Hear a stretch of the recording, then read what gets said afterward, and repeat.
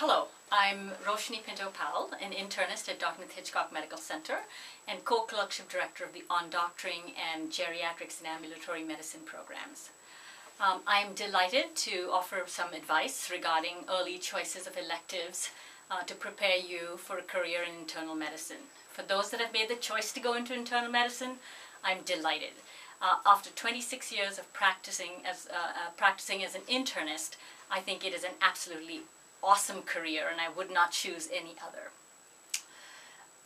For those students interested in going into medicine, I think the thing to do really is to try to get in some fourth-year core clerkships and electives early. This will help you set up your applications to residency programs, because program directors like to see some fourth-year grades as well as a letter of recommendation from somebody who has seen you in the fourth year. This is important for all students, but specifically if you have not received an honors grade in your third year inpatient medicine rotation, I think this is even more important. My suggestion would be to try to do a medicine sub-I fairly early in the year before your application is out. We offer great medicine sub-Is both here at Dartmouth Hitchcock Medical Center, at the VA, and at CPMC in California. While all three sub-Is are really great, my suggestion is that if you want a residency on the West Coast, it is probably a good idea to consider doing a sub-I or an elective at CPMC. Similarly, there are other sub-Is that are not organized by DHMC, but for which you can look into and get approved for.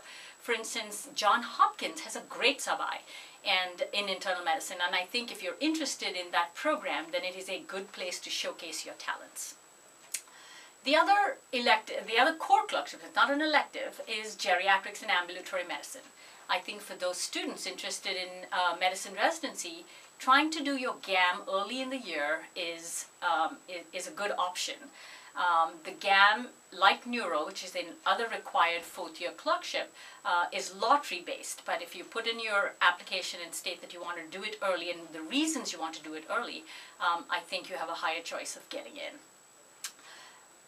Other electives that are useful for those intending an internal medicine residency are inpatient electives like infectious disease, renal, and there was one more that I really thought about, endocrine.